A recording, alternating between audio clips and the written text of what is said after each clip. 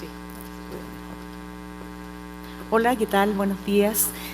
Primero que todo, agradecer a los organizadores por permitirnos mostrar algunas de nuestras investigaciones. Yo quiero en este momento mostrar algunos datos que hemos obtenido a través del seguimiento, estudio longitudinal del estudio SABE, que se hizo en Santiago el 1999-2000, y que nosotros a través de distintos otros proyectos hemos seguido hasta ahora. En este momento estamos haciendo la cuarta evaluación. El año 2007 agregamos una nueva cohorte similar para reemplazar la población más joven, y todo lo que yo les voy a mostrar en realidad proviene de esos estudios para que tengamos claro. Antes de entrar al tema de envejecimiento, permítanme poner el marco donde ocurren estas cosas. Quisiera mostrar algunos antecedentes del país donde ocurre todo lo que yo les voy a mostrar.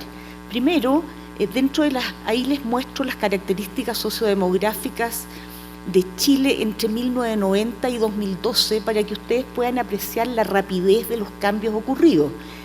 En términos de desarrollo humano hemos tenido un excelente performance. En este momento somos los primeros en Latinoamérica, un PIB creciente que pasó de $6.500 per cápita en 1990 a 20.000 el año 2014. Entre paréntesis, los indicadores que están con un asterisco corresponden a 2014, los sin asterisco corresponden a 2012. Pero con un problema de desigualdad en el ingreso, en la distribución del ingreso, que afortunadamente ha disminuido entre el 2000 y el 2014, 2012 son esos datos. El ingreso del quintil 5 partido por el quintil 1 bajó afortunadamente a 14, sigue siendo muy alto. La población es fundamentalmente urbana, los años de educación promedio de la población han aumentado, y en este momento la población mayor de 60 años en Chile, datos 2014, es prácticamente el 15%. Solo les quiero decir que las estimaciones previas decían que íbamos a llegar al 15% el año 2022. Y entonces esto habla de la rapidez del proceso en Chile. La mortalidad infantil es muy baja, 7,8 por 1.000 nacidos vivos en este momento, y la tasa global de fecundidad también 1,9, con una muy alta esperanza de vida al nacer, en que tenemos para hombres 76,1, mujeres 82,2, son datos comparables a los de los países desarrollados, y la expectativa de vida a los 60 años son de 23 años. Ahora, sin embargo, uno se pregunta si el gran éxito obtenido en aumentar la sobrevida de los chilenos, esto significa que hemos mejorado también la salud y la calidad de vida de ellos. Entonces nos preguntamos cuál es la calidad de los años ganados. Esa es, como pueden ver, el aumento de la expectativa de vida al nacer en el país fue de una rapidez impresionante. Y para eso usamos el estudio SABE, el longitudinal, con el software IMAGE, donde pudimos calcular las transiciones de funcionalidad en adultos mayores, y ahí ustedes tienen las tres de arriba, son los hombres de nivel socioeconómico bajo, medio y alto, y en azul está la expectativa de vida saludable, sin discapacidad, y en rojo la parte que es con limitación. No es necesario, se ve claramente que la gente de la posición socioeconómica alta tiene mayor sobrevida y en mejores condiciones de salud. Y esto es especialmente importante en mujeres de nivel socioeconómico alto. Ese es el país donde ocurren el resto de las cosas que les voy a mostrar. Ahora, quisiera, en el tema de nutrición, nos vamos a centrar fundamentalmente en los cambios en la composición corporal. Nosotros sabemos que el envejecimiento se acompaña, ¿no es cierto?, de aumento de enfermedades crónicas, declinación de la función cognitiva, alteración de la función inmune, pero muy fundamentalmente, y esto está muy relacionado con la nutrición, de cambios en la composición corporal. Estos cambios en la composición corporal definen la mayor parte de las enfermedades asociadas a nutrición que podemos encontrar en los adultos mayores. Lo primero, aumento y redistribución del tejido adiposo, que se va hacia la zona visceral, pero proporcionalmente hay un aumento de tejido adiposo. O sea, tenemos que esperar, si sabemos que la obesidad, por ejemplo, se define como un aumento de la grasa corporal, que tuviéramos alta proporción de obesos. Una disminución de la masa muscular. Esto es de lo más importante que ocurre con el envejecimiento, dado que la disminución de la masa muscular es uno de los problemas que incide en la discapacidad, limitación funcional, dependencia, etc. Y una disminución y deformación de la masa ósea. Entonces, lo que yo voy a hacer ahora, no me voy a referir a nutrientes específicos, tenemos datos pero no hay tiempo, sino que a los eventos que se asocian a estos cambios en la composición corporal. Lo primero, miremos la distribución del estado nutricional.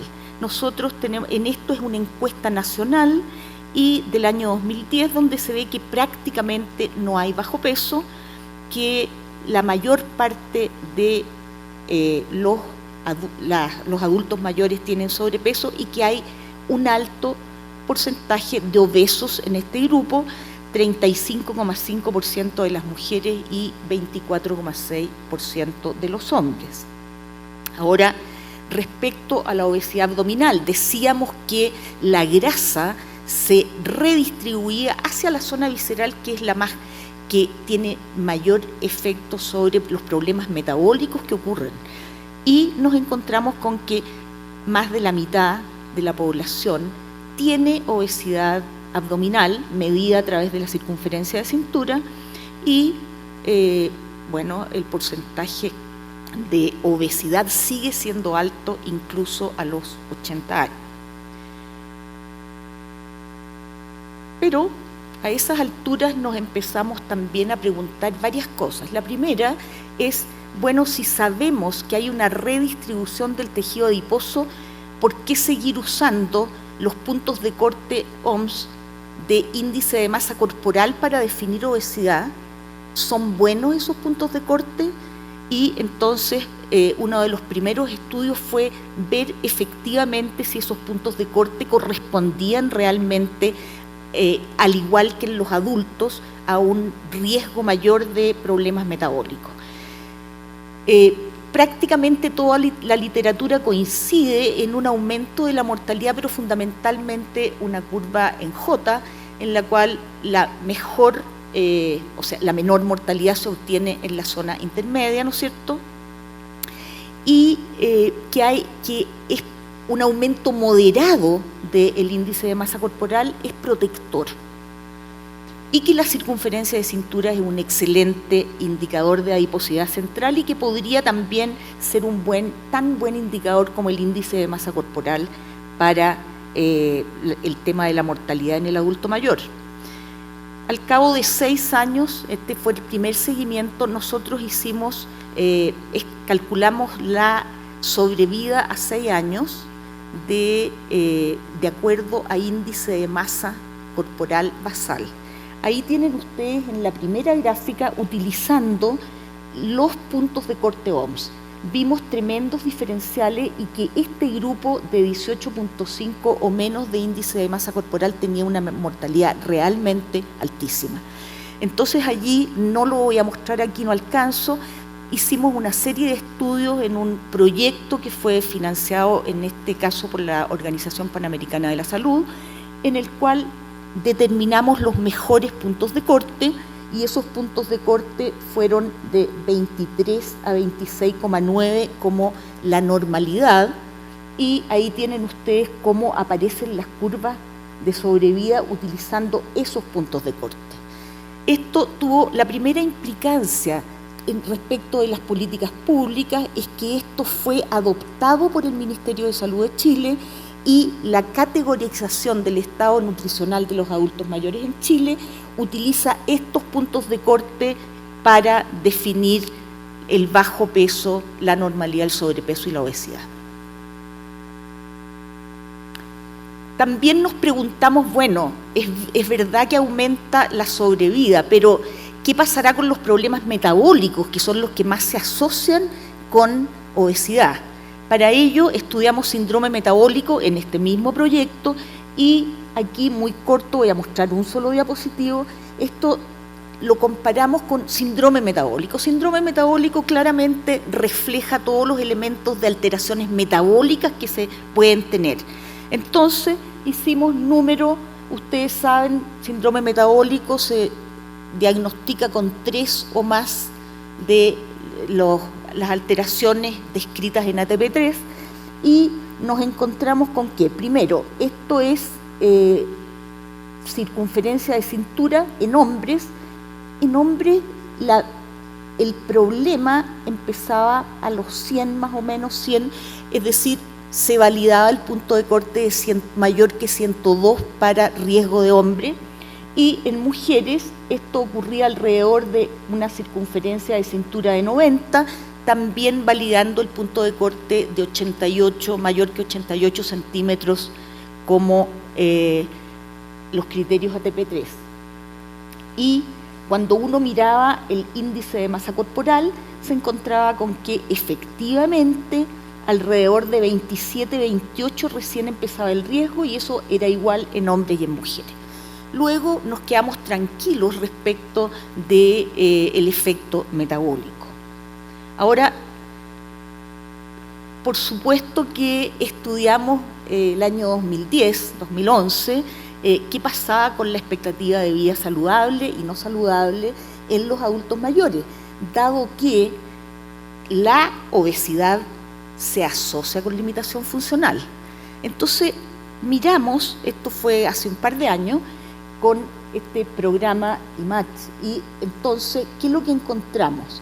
Que el mejor índice de masa corporal en términos de sobrevida y sobrevida libre de discapacidad es entre 23 y 30 hasta los 80 años, más o menos.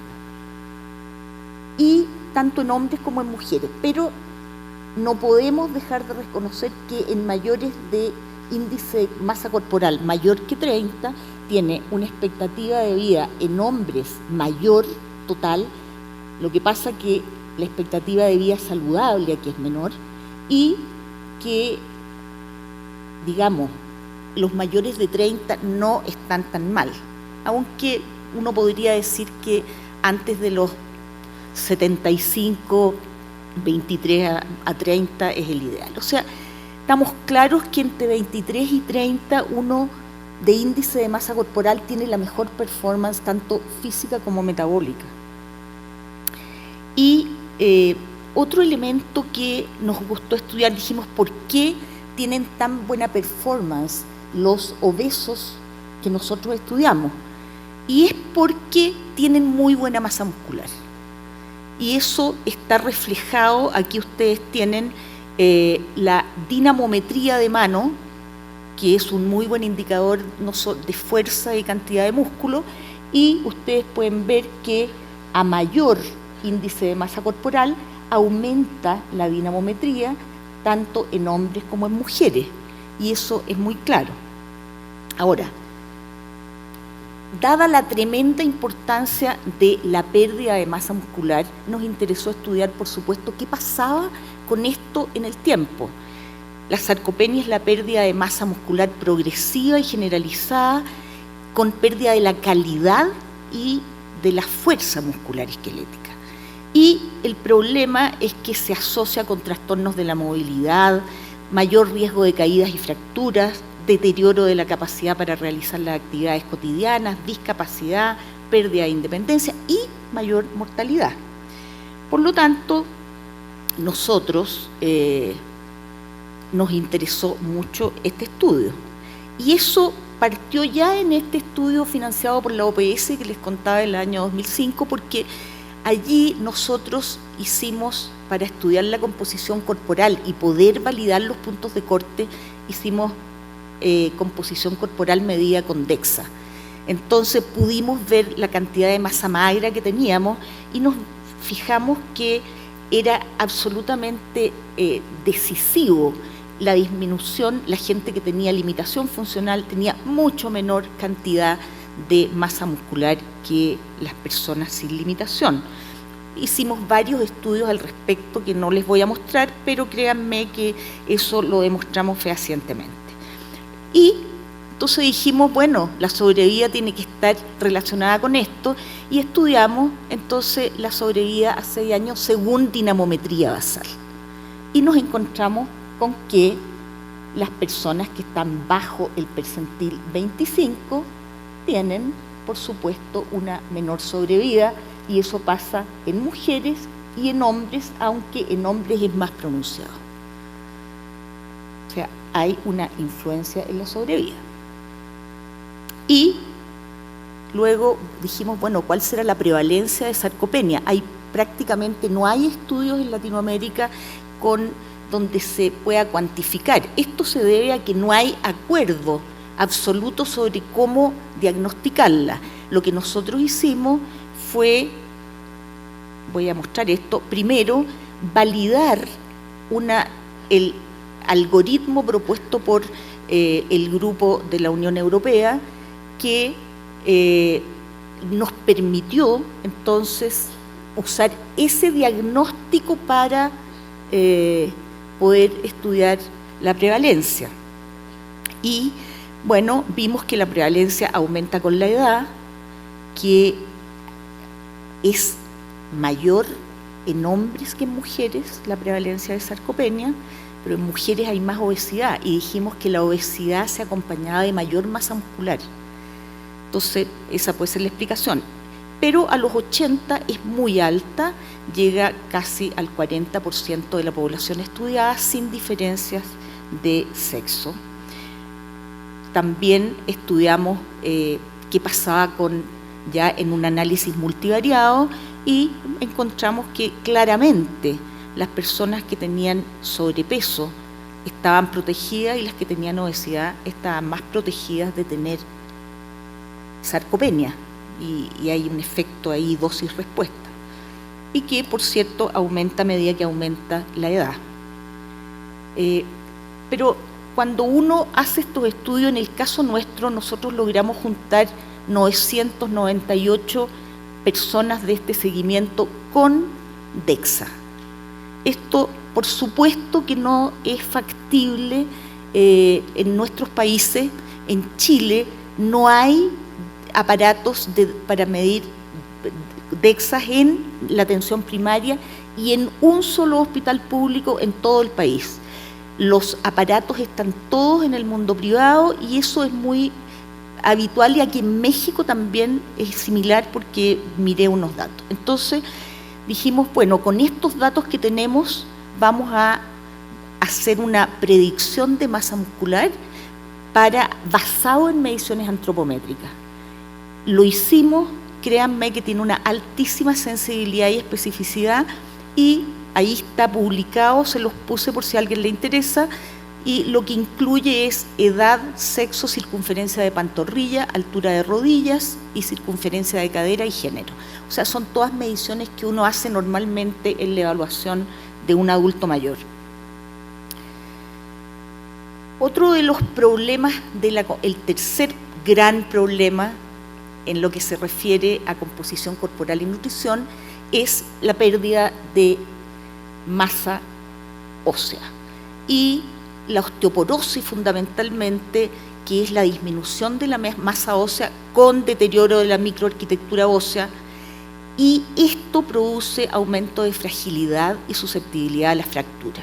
Y ese es el problema que produce la tremenda carga de enfermedad que existe en este momento a nivel mundial y que está en aumento. Fundamentalmente fractura de caderas, y por lo tanto la prevención de la osteoporosis se ha transformado en una prioridad en salud pública. Nosotros aquí tenemos, para que vean ustedes, los egresos hospitalarios en todo el país. Aquí están clínicas, hospitales públicos y clínicas privadas, todos los egresos hospitalarios. Y se puede apreciar cómo aumenta la cantidad de fracturas de cadera en el país, hablando de la importancia de la osteoporosis. Piensen ustedes solamente que el promedio de estada de hospitalización para todas las patologías en Chile es de 5,6 días y el promedio de estada por fractura de cadera es de 14 días. Solo ese punto les muestro, fuera de todo lo demás que significa. Ahora, ¿cuál es la frecuencia observada por nosotros? Llegamos a, por cierto, muy superior en mujeres que en hombres. Esto es así por razones biológicas y de mujeres y hombres. Y a los 80 años hay un 44% de mujeres con osteoporosis. En hombres, 5, 13, 14, hasta 15 en los 80 años. Pero en mujeres es realmente un grave problema. Y cuando uno ve también el tema de la osteopenia, que es, ¿no es cierto?, un grado menos de pérdida de masa ósea, se encuentra con que la mitad de la población de nuestros adultos mayores, mujeres, tienen osteopenia. Ahora, no tengo tiempo de entrar en los factores de riesgo, pero solo para hacer un link con todo el resto de las cosas que nosotros habíamos hecho, estudiamos la osteoporosis según estado nutricional, cosa que ya habíamos hecho el año 97, demostrando que la obesidad era un factor protector, y que en este estudio pudimos ver que efectivamente las personas con bajo peso son las que tienen mayor prevalencia de osteoporosis, tanto en hombres como en mujeres, y que a mayor índice de masa corporal, el azul es la normalidad, aumenta la normalidad. La importancia que tiene en la masa ósea, la masa muscular, es indudable, o sea, son cosas que se van sumando. Aquí tienen ustedes la probabilidad de tener osteoporosis a 5 años en el estudio longitudinal, de acuerdo a masa muscular basal. Este es un estudio que hicimos el año 2010, 2011, considerando el basal, el del 2005, porque allí era donde teníamos DEXA. Y estudiamos también el efecto. Ustedes saben que la vitamina D es fundamental en el metabolismo óseo y también en otros múltiples dominios, pero en este caso lo más importante era la masa muscular.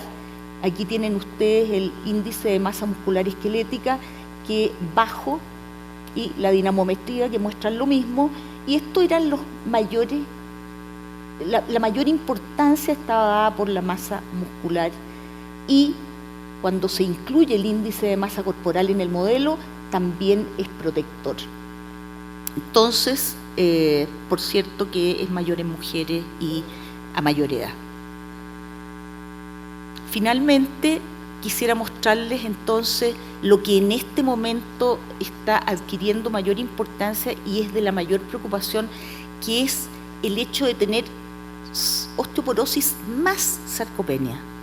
Eso es realmente lo más grave respecto a músculo esquelético. Y allí, como pueden ver ustedes, el mayor riesgo de fracturas es para tener estas dos cosas, y por cierto que la osteoporosis es el mayor riesgo. Y como la vitamina D, esto lo agregué porque pensé, todavía tengo tiempo, ¿no? ¿No? Entonces no lo pongo, ya. Es que no me ha sonado el pito, no está puesto el reloj. Yo por eso estaba tan tranquila. Ok. Bueno, quizás aquí lo más importante es decir que la comprensión de la morbilidad es una de las metas clave, que la obesidad, aun cuando muy frecuente, se acompaña de muy buena masa muscular, que los puntos de corte óptimos que nosotros hemos encontrado son 23 a 27, sarcopenia y osteoporosis son condiciones muy frecuentes, pero además son muy graves en lo que se refiere a sus repercusiones.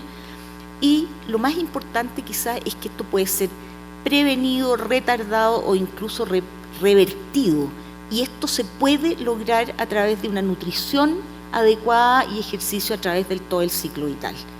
La pesquisa precoz es fundamental, y una cosa que es importante también en todos estos estudios longitudinales es que hemos podido validar instrumentos que permiten, con datos chilenos, poder evaluar una serie de patologías, síndromes y condiciones que son fundamentales en el adulto mayor.